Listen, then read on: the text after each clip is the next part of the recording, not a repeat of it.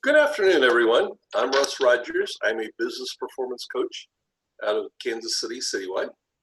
Thank you for joining us in the webinar today. During our discussion, we have the opportunity to ask questions at the end, or if you would prefer, there's a chat feature. And if you will go to the bottom of your screen, you will see the ability to click on chat and chat in a comment. Lauren Perry is joining us, and Lauren is a marketing generalist, also out of Citywide. And Lauren will be monitoring the chat for us and making sure that we're all in line here. And so if you have questions throughout the conversation, please don't hesitate to use the chat, or you can wait till the end where we have a question and answer time. With us today are two members of the Citywide maintenance team in St. Louis. Ken Miner is the president of Citywide Maintenance St. Louis, and Rob Zelch is the Director of Operations for Citywide Maintenance in St. Louis. Together, we will discuss how they manage their office and business during the pandemic, with their clients, what their clients experienced, and what preparations they're making in the future, as it appears COVID is with us for a while. Ken, Rob, welcome. It's a pleasure to be here, Russ. Hey, Russ, how you doing? Doing great, Rob. Thank you. Ken, I'd like to go back in time just a little bit and go back to March of this year and talk about what the St. Louis office looked like in March before the pandemic hit. Could you talk about that? Well, sure. Before the city locked down, we were about a 15-person office, met on a fairly regular basis in person, and generally had like any other business, had a very defined flow or rhythm to our operations.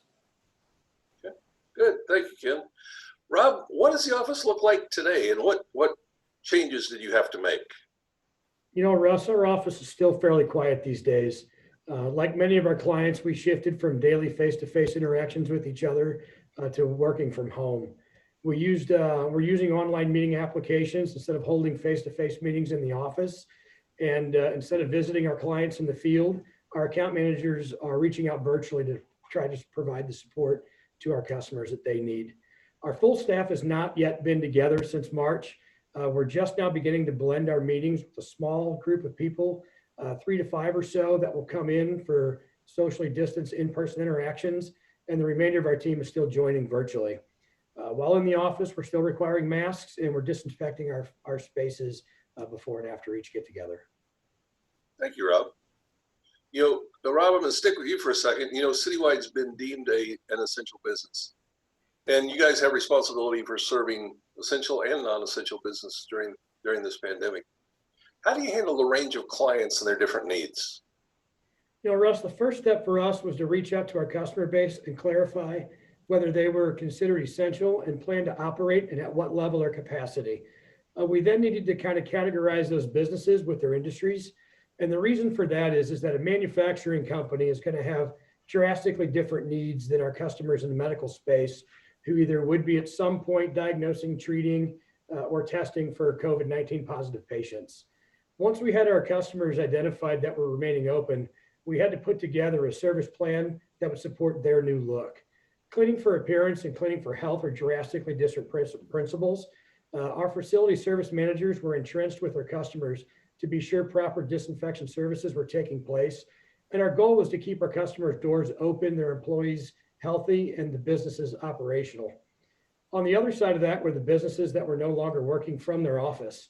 We worked with them to devise a plan to periodically check on their facilities to make sure no major issues had arisen. We would adjust things like light timers and thermostats, run water in the drains, and flush their fixtures, basically kind of keep the cobwebs down. Great. Thank you, Rob. Ken, I'm gonna come back to you, but before I do, my nose really itches, and I think of just how much grief you give me for touching my face during this time. So I'm really trying to avoid it.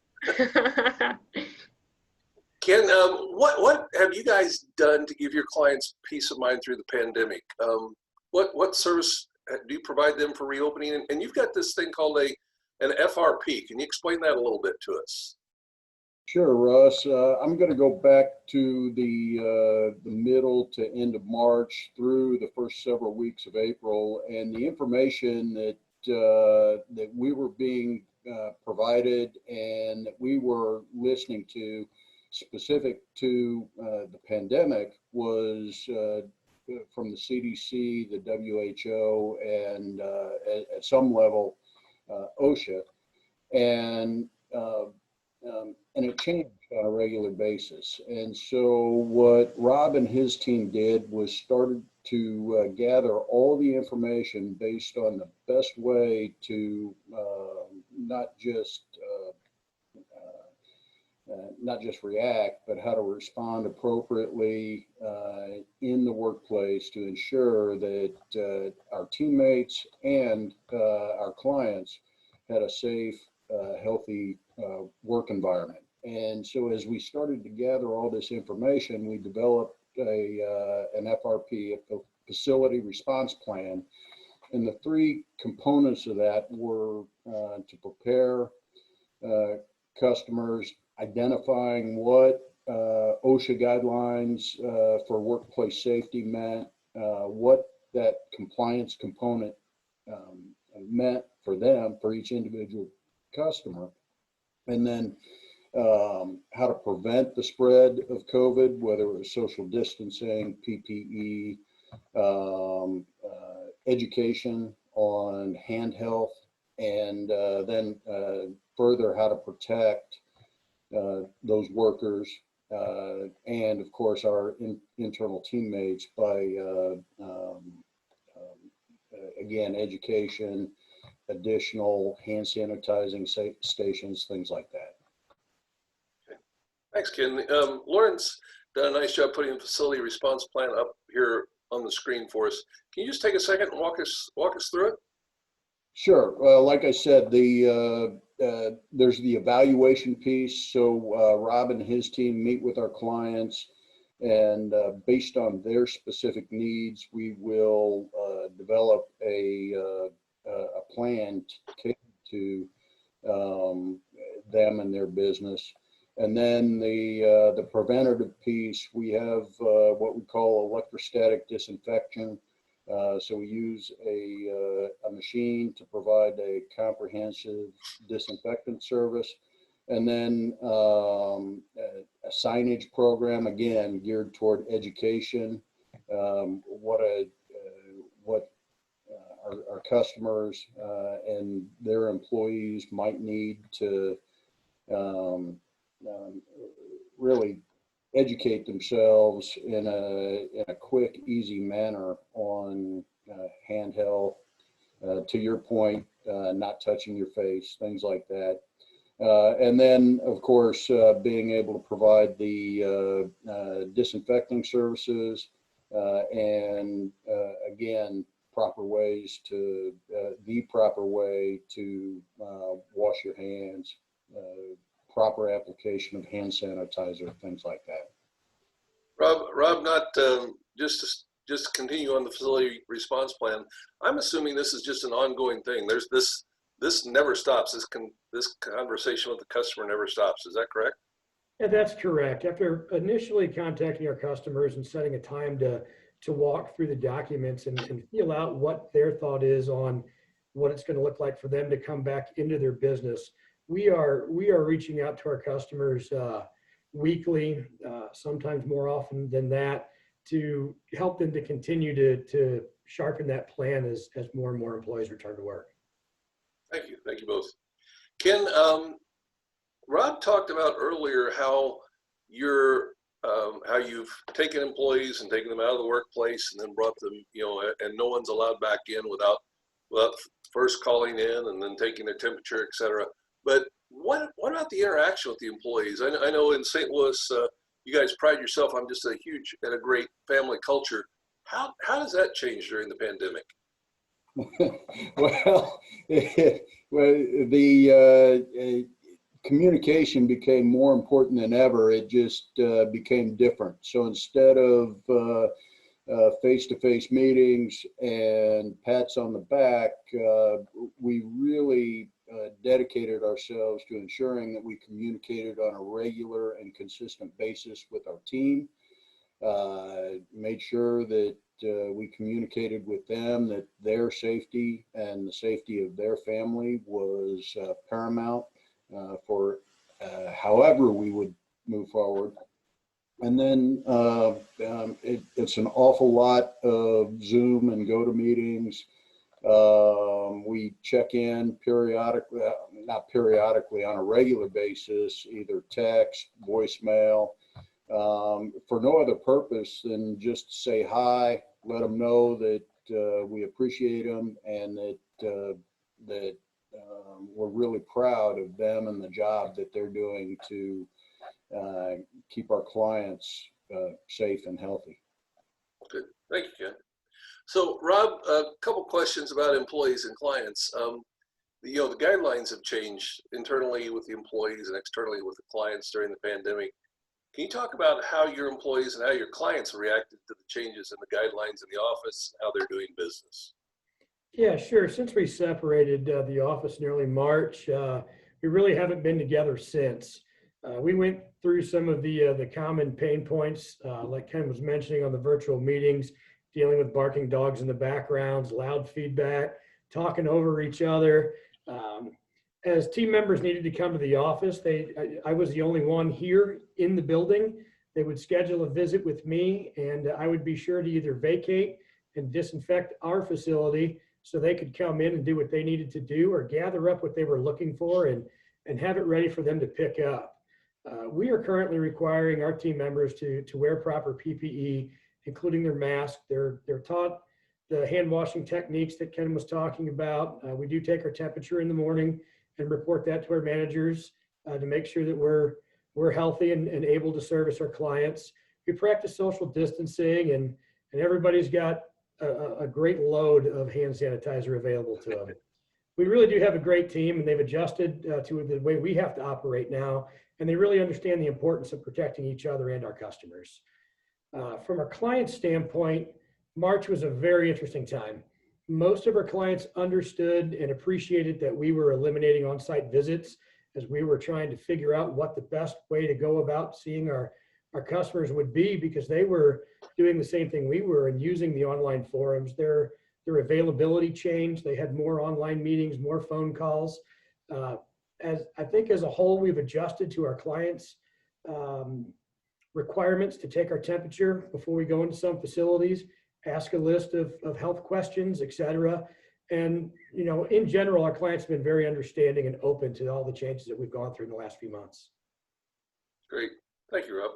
So just to clarify, your employees have a sheet at home where they get up every morning and take their temperature and fill out some questions. Is that how it works? No, they're responsible for their own health. They take their own temperature to make sure that they're good to go and go about their day before visiting any facility. Some of our customers do have people at their doors that will take your temperature upon entering and ask questions like, have you had a cold in the last few days? Have you had a headache, et cetera? Okay, good. Thanks for the clarification. So, Rob, I'm going to stick with you for just a second because you're kind of in the thick of things. We've started, the state of Missouri started the reopening process, and what do you hear from your customers in the St. Louis area about concerns in reopening their businesses? One of the first concerns mentioned is always how to protect the staff and their customers when they're inside their facility. Disinfection services have been one of the most requested items since COVID hit.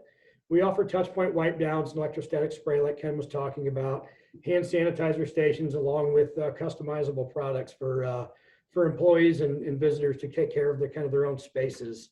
One important topic that's really come up a lot lately is how COVID has really impacted the business itself and how to protect the business. Workplace safety is on everybody's mind, and by having a very well developed and documented plan, a company can protect itself in a worst case scenario situation. And you guys help with those plans? Yes, it's all part of our FRP. Yes. Nice. Thank you. Ken, I'm going to come back to you, and really it's a hard thing to think about because you guys are right. The world has changed a lot since the middle of March, and it's hard to think that it's going to continue. But it looks like if you look at the information from the CDC, it looks like the cases continue to stay on the rise. And so what happens, Ken, if businesses may need to temporarily close again? And what happens with the pandemic? What changes has Citywide made? What changes has Citywide St. Louis made to help assist these businesses that may have to close in the future? Great question, Russ, and it's something that unfortunately, I think we're all going to have to think about and address. That very question has prompted us to add or begin working on a fourth component to our FRP, which is in the event of a shelter in place or essential services order coming out again. Rob and his team have a very clear idea of what it would take, and Rob mentioned it earlier, performing some additional checks on customers or customer facilities that have been closed down, and so it's really just formalizing that process. Really, it's a little more complicated than that, but it's essentially formalizing that process and customizing a plan to meet the needs of our specific needs of our clients. Okay. Thank you, Ken. It's a little time for an advertisement, a little bit, I think. If I were a commercial facility owner somewhere located in St. Louis or somewhere located across the United States, how would I be able to contact Citywide? And then also, is this something that any Citywide location would be able to help me with from creating a plan to help my business? Sure, Russ. I'd suggest people go to our website, gocitywide.com, to the contact page. You can enter your zip code and you will be directed to the closest Citywide location. Every Citywide location has invested heavily in disinfecting equipment, and it runs the gambit from electrostatic machine assist disinfecting to installing chemical distribution and dilution systems that allow them to provide for their clients a disinfectant that's on the EPA approved list to address COVID. Okay, thank you, Ken. So Rob, I'm gonna come back and just follow up with a couple of statements Ken just made. He talked about disinfecting, he talked about special chemicals. I'm guessing there's a different level of sanitation, cleaning that goes involved. Is there special training that you guys need to take care of to make sure that this is handled properly? Sure. All of our crews are trained on the chemicals that we use. They understand the dwell times that are needed to protect the facilities when they're using the chemical, how to mix them properly to get the right dilutions, et cetera. Ken mentioned, and we've said a few times, the electrostatic disinfectant sprayer. And what that does is it positively charges the chemical as it comes out of the sprayer, which allows it to wrap around the surfaces that it's being sprayed at to cover the entire surface fully and more consistently to make sure everything is disinfected in it. And our crews have been trained in using those machines for quite some time. And you have ample machines to clean any customer that you have? Absolutely. Okay, all right. You guys started preparing for this when, Ken? You guys saw this coming early. We did. We looked at, we started really paying attention,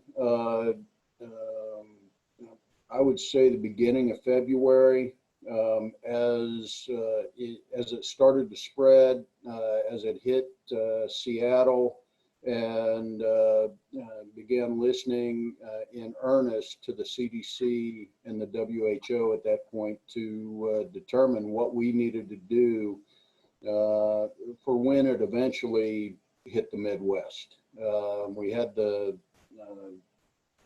We were fortunate in that we weren't an early epicenter, and so we had the benefit of being able to not only be interested observers, but also lean on those citywide locations who were going through it at the time and really put a plan together that allowed us to be as prepared as we could be. Thank you. And speaking from the corporate office, it's amazing what we've learned from each other. And to Rob's point earlier, we feel very comfortable that any citywide location has the equipment, has the training, has the chemicals in place to help resolve an issue for any location. So that's there. That's really, guys, the last question I have. Lauren, I'm going to turn this over to you for a second to see if there's anything that has come in through chat, or would also open it up to any questions that people that are watching the webinar would have. So Lauren, anything from chat? Yeah, we've actually had several questions come in during the webinar. So the first question I have is from Christine. She's asking, what can I do to try and keep my business from closing again in the future in this ever-changing environment? So Ken, Rob, do you have an answer? We always have an answer. It's a great question, and I guess I would preface this by saying that we take our cues from right now OSHA and the CDC, and so my recommendation would always be to follow their guidelines. And so just like our company have a mask program, have a defined social distance program or policy so that you are conscientious about staying 6 feet apart. Certainly disinfecting high touch point areas, light switches, door handles, things like that, and just raising the awareness and the education level among your employees of the transmissibility of the disease and things that you as a team can do to protect each other. Ken, I would add to that, your number one responsibility is keeping your employees safe. And Ken, Rob, you both started your conversations off of that early. And so the mask program, the disinfecting, the high touch point cleaning is paramount to keeping your employees safe so that they can help support your business. No question. A business is just a box and some computers. Really, what brings it to life are the people. Very good. Awesome. Let's see. So we do have kind of a follow-up question based on that from the chat is, maybe they've done all they can do to try to keep their business from closing again, but, maybe they just can't help it and they do have to shut down again. So what can you do to prepare your facility or your building for another shutdown? Like we mentioned earlier, the shutdown needs to involve the building just as much as it does the people in the building.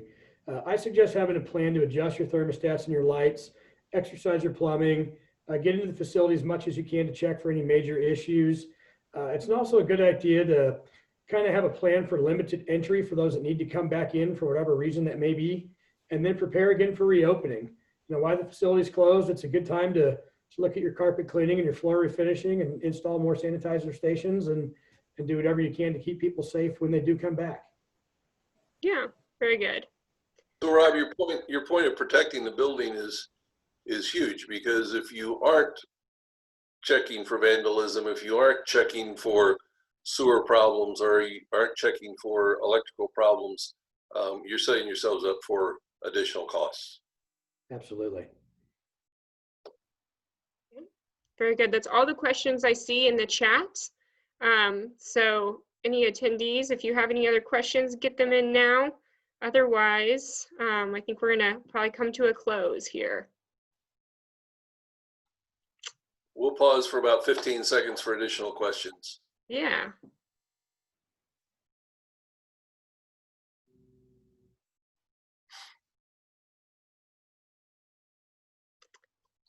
Not seeing anything else here.